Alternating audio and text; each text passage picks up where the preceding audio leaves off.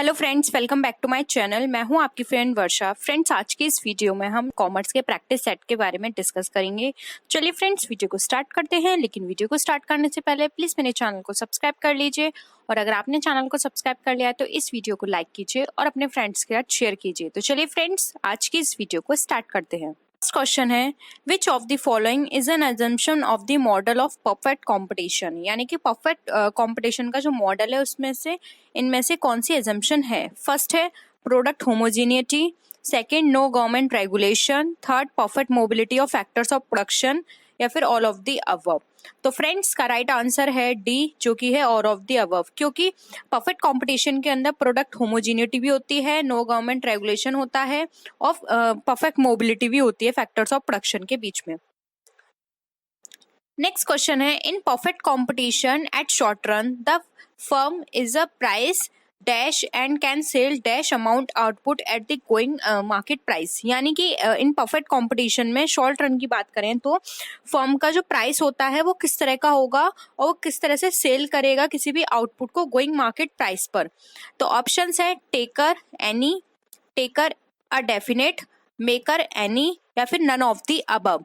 तो फ्रेंड्स का right answer है ए, जो कि है टेकर एनी। यानी कि परफेक्ट कंपटीशन में अगर फर्म का जो प्राइस होता है वो टेकर होता है फर्म, एंड और वो जो सेल करता है वो एनी अमाउंट पे अपने आउटपुट को गोइंग मार्केट प्राइस के बेसिस पर उसको सेल कर सकता है।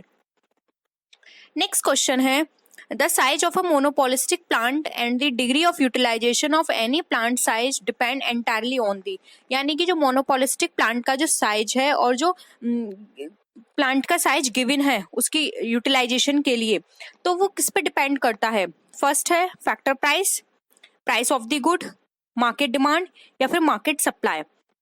तो फ्रेंड्स का राइट आंसर है 3, जो कि है मार्केट डिमांड। ये टोटली डिपेंड करता है मार्केट डिमांड के बेसिस पर।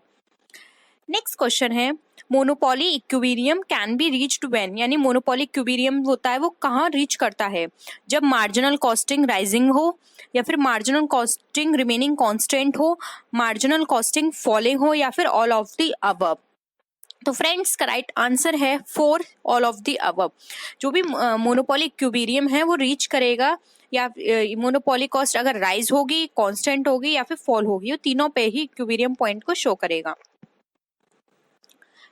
नेक्स्ट क्वेश्चन पे मूव करते हैं, if a commodity is used for multiple purpose then the demand for it is known as. यानी कि अगर कोई कमोडिटी है जो मल्टीपर्पस के लिए यूज की जाती है तो वहां पर उसकी डिमांड क्या कही जाएगी। Joint demand, composite demand, direct demand, या ऑटोनोमस डिमांड। तो फ्रेंड्स का जो राइट आंसर है वो है ऑप्शन 2, जो कि है कंपोजिट डिमांड। नेक्स्ट क्वेश्चन है, which subject is relevant to the study of consumer behaviour. यानी कि कंज्यूमर बिहेवियर की कोई भी स्टडी कब रेलिवेंट होगी, इकोनॉमिक्स में, साइकोलॉजी में, सोशियोलॉजी में, या फिर ऑल ऑफ दीज। तो फ्रेंड्स का राइट आंसर है 4, जो कि है ऑल ऑफ दीज। जो कंज्यूमर बिहेवियर है वो रेलिवेंट होती है इकोनॉमिक्स में, साइकोलॉजी में, सोशियोलॉजी में, तीनों में वो रेलिवेंट रहेगी। नेक्स्ट क्वेश्चन है, demand has the following element. यानी डिमांड के अंदर कौन सा एलिमेंट होता है, क्वांटिटी, प्राइस, टाइम, या फिर ऑल ऑफ दीज। तो फ्रेंड्स का राइट आंसर है 4, जो कि है all of these. Next question है, in perfect competition marginal revenue falls dash than the fall in average revenue. यानी कि परफेक्ट कंपटीशन में मार्जिन जो रेवेन्यू है वो फॉल होता है, किस रेट पे फॉल होगा, जब एवरेज रेवेन्यू हमारा फॉल होगा। हाफ द रेट हो जाएगा, twice the rate, same rate, या फिर नन ऑफ द अबव।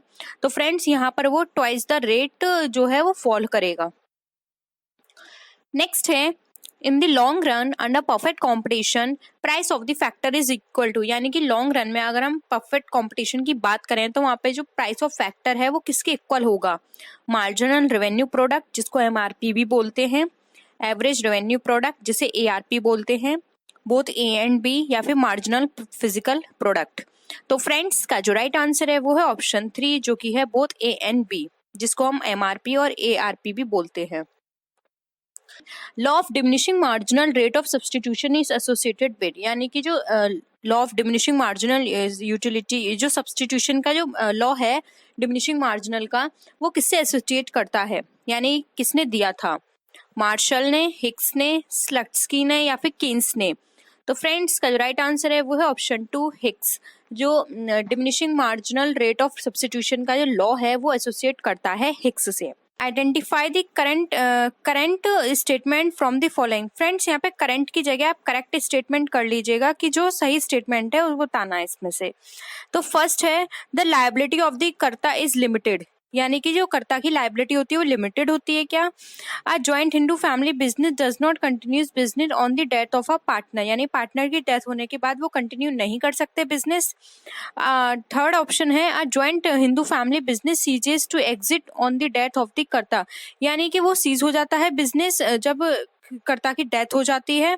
या फिर फोर्थ ऑप्शन है a joint Hindu family business comes into existence by Hindu law. तो फ्रेंड्स इसमें राइट ऑप्शन हमें बताना है, तो इसका जो राइट ऑप्शन है वो है ऑप्शन डी। इसमें ये बताया गया है कि जो हिंदू बिजनेस स्टार्ट होता है वो हिंदू लॉ के अकॉर्डिंग स्टेब्लिश होता है। नेक्स्ट क्वेश्चन है preparation of consolidated balance sheet of holding company and its subsidiary company is done as per, यानी कि जो होल्डिंग कंपनी और उसकी सब्सिडरी कंपनी होती है उसकी बैलेंस शीट जो होती है कंसोलिडेटेड बैलेंस शीट वो किस अकाउंटिंग स्टैंडर्ड के अकॉर्डिंग प्रिपेयर की जाती है। ऑप्शंस है accounting standard 11, accounting standard 21, accounting standard 22 and accounting standard 23। तो फ्रेंड्स का जो राइट आंसर है वो है ऑप्शन बी, वो है अकाउंटिंग स्टैंडर्ड 21। नेक्स्ट क्वेश्चन है amount due to outgoing partner is shown in the balance sheet, यानी कि जो भी आउटगोइंग पार्टनर है उसके कारण जो भी उसका अमाउंट है ड्यू जो भी है उसका अमाउंट वो बैलेंस शीट में कहाँ शो किया जाएगा या फिर कैसे शो किया जाएगा, as a liability, as a asset, as a capital या फिर एज अ लोन। तो फ्रेंड्स राइट आंसर है इसका 4 जो कि है बी, एज अ लोन की तरह वो ट्रीट किया जाएगा और वह बैलेंस शीट में वो दिखाया जाएगा। नेक्स्ट क्वेश्चन है creating the capacity of making purchase directly from a firm's website is known as, यानी कि किसी भी फर्म की वेबसाइट से डायरेक्टली किसी भी परचेज को करना वो क्या कहलाता है, electronic networking, electronic transactions, electronic data interchange या फिर इलेक्ट्रॉनिक इंफॉर्मेशन ट्रांसफर। तो फ्रेंड्स का जो राइट आंसर है वो है ऑप्शन 2 जो कि है इलेक्ट्रॉनिक ट्रांजेक्शन्स। नेक्स्ट क्वेश्चन पे मूव करते हैं। In integrating specialist functions of a product management with the line function of sales as major challenges to top management can be achieved by which type of marketing organization, यानी कि किसी भी तरह के product management में किसी भी तरह का इंटीग्रेटिंग स्पेशलिस्ट फंक्शन है जो कि सेल्स के फंक्शन के साथ हो रहा है, तो वो टॉप मैनेजमेंट के लिए किस तरह का चैलेंजेस है, वो फंक्शनल ऑर्गेनाइजेशन का है, टेरिटोरियल ऑर्गेनाइजेशन का है, मैट्रिक्स ऑर्गेनाइजेशन का है या फिर नन ऑफ द अबव। तो फ्रेंड्स का जो ऑप्शन है वो है करेक्ट मैट्रिक्स ऑर्गेनाइजेशन जो कि ऑप्शन 3। नेक्स्ट क्वेश्चन है in certainty equivalent approach risk adjusted cash flow as discounted at, यानी कि जो इक्विवेलेंट अप्रोच है रिस्क एडजस्टेड की वो किसके द्वारा डिस्काउंट की जाती है, वो अकाउंटिंग रेट ऑफ रिटर्न पर डिस्काउंट की जाती है, इंटरनल रेट ऑफ रिटर्न पे, हर्डल रेट पर या फिर रिस्क फ्री रेट पर। तो फ्रेंड्स का राइट आंसर है 4 जो कि है रिस्क फ्री रेट पे उसको डिस्काउंट किया जाता है। नेक्स्ट है personal leverage can replace corporate leverage is assume by, यानी कि पर्सनल लिवरेज जो है वो रिप्लेस किया जाता है कॉर्पोरेट लिवरेज से, ये किसने अज्यूम किया था, ट्रेडिशनल अप्रोच में, मॉडल में अप्रोच एज्यूम किया गया था, नेट इनकम अप्रोच में या नेट ऑपरेटिंग इनकम अप्रोच में। तो फ्रेंड्स का जो राइट आंसर है वो है ऑप्शन 2 जो कि है मॉडल। मॉडल के अंदर ये एज्यूम किया गया था कि जो पर्सनल लिवरेज है वो रिप्लेस किया जाता है कॉर्पोरेट लिवरेज से। नेक्स्ट क्वेश्चन है which council was established in India by government of India in the year 1966 to promote safety consciousness among workers in the industry, यानी कि ऐसी कौन सी काउंसिल इस्टेब्लिश की गई थी इंडिया में गवर्नमेंट के द्वारा 1966 में जो कि प्रमोट करेगी सेफ्टी कॉन्शियसनेस को जो भी इंडस्ट्री में वर्कर्स काम करते हैं। तो ऑप्शंस हैं factory advice council, national safety council, national industrial council या फिर सेफ्टी रेगुलेशन काउंसिल। तो फ्रेंड्स का जो राइट आंसर है वो है ऑप्शन 2 जो कि है national safety council. Next question है lease which includes a third party, यानी कि लैंडर इज नोन एज, तो लीज के अंदर अगर थर्ड पार्टी को इंक्लूड किया जाता है तो क्या कहलाती है?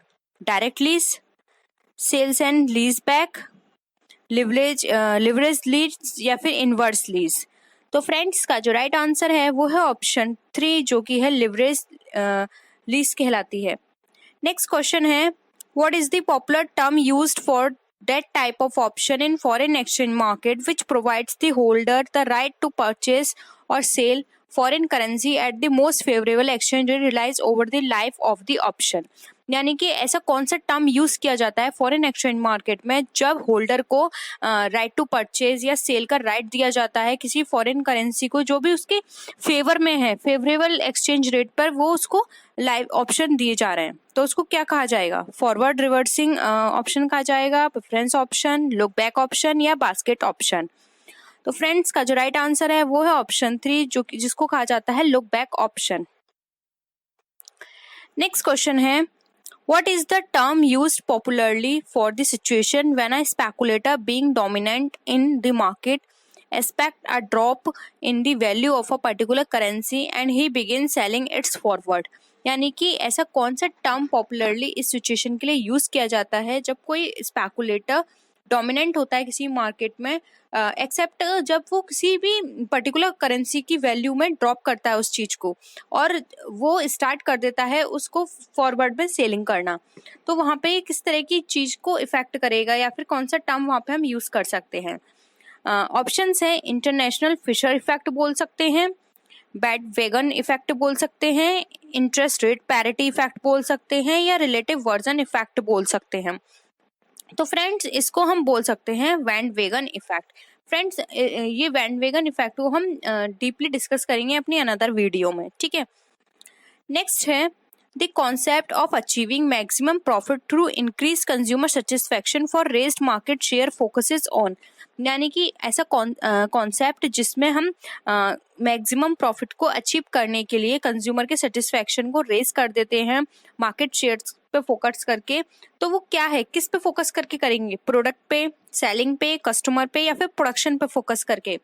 तो फ्रेंड्स का जो राइट आंसर है वो है ऑप्शन 3 जो कि है कस्टमर। कस्टमर पे फोकस करके हम जो भी हमारा प्रॉफिट है उसको मैक्सिमाइज कर सकते हैं और साथ ही साथ कस्टमर का सेटिस्फैक्शन को भी इंक्रीज कर सकते हैं। नेक्स्ट क्वेश्चन है, which of the following is not a measure for quality of service of for customer। यानी कि ऐसा कौन सा मेजर नहीं है जिसमें कस्टमर के लिए सर्विस की क्वालिटी को मेजर नहीं किया जाता है? फर्स्ट है responsiveness, second competition, third empathy या फोर्थ टेंजिबिलिटी। तो फ्रेंड्स का जो राइट आंसर है वो है ऑप्शन 2 जो कि है कंपटीशन।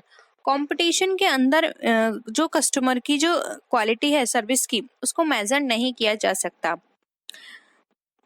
नेक्स्ट क्वेश्चन है, अ descriptive thought that a person holds about something is called. यानी कि ऐसे डिस्क्रिप्टिव थॉट जो पर्सन ने होल्ड किया हुआ है किसी भी चीज को लेकर वो क्या कहलाता है? बिलीफ, लर्निंग, एटीट्यूड या फिर परसेप्शन। तो फ्रेंड्स राइट आंसर है 1 जो कि है बिलीफ। वो उसका बिलीफ कहलाता है जब कोई भी पर्सन किसी भी चीज को लेकर डिस्क्रिप्टिव थॉट सोचने लगता है अपने माइंड में, ठीक है। Next and the last question है, which one of the following statement is not correct. Options है, a person may not have assessable income but still be an assessee. Second option है, in some cases the assessment year and the previous year can be same. Third है, an Indian company is always resident assessee. या फिर fourth है, surcharge is additional tax calculated on total income. तो friends इसका जो incorrect है option वो है ऑप्शन 4 जो कि है जो सरचार्ज जो होते हैं वो एडिशनल टैक्स होते हैं जो कि टोटल इनकम पे कैलकुलेट किए जाते हैं, ये ऑप्शन गलत है। जबकि एक अगर कोई पर्सन असेसिबल इनकम नहीं है तब भी वो असेसी कहा जाएगा। और सेकंड ऑप्शन भी हमारा करेक्ट है कि असेसमेंट ईयर और प्रीवियस ईयर कुछ कंडीशंस में सेम हो सकते हैं। थर्ड ऑप्शन भी हमारा सही है कि कोई भी इंडियन कंपनी हमेशा रेसिडेंट असेसी ही रहेगी। तो फ्रेंड्स इस तरह से हमारा जो फोर्थ ऑप्शन है वो हमारा इनकरेक्ट है। तो फ्रेंड्स आई होप आपको वीडियो पसंद आया होगा। अगर वीडियो पसंद आया तो प्लीज़ वीडियो को लाइक कीजिए, अपने फ्रेंड्स के साथ शेयर कीजिए, और किसी भी तरह की कोई भी प्रॉब्लम हो या फिर आप सजेशन देना चाहते हैं वीडियो के रिगार्डिंग तो आप नीचे कमेंट सेक्शन में लिख सकते हैं। कोई भी क्वेरी है तो आप नीचे कमेंट सेक्शन में बता सकते हैं। मेरे फेसबुक पेज या फिर इंस्टा आईडी पे भी मुझसे वहाँ शेयर कर सकते हैं अपनी प्रॉब्लम को। तो फ्रेंड्स नेक्स्ट वीडियो में हम फिर मिलते हैं और भी अच्छी वीडियोज़ के साथ। तब तक के लिए बाय बाय।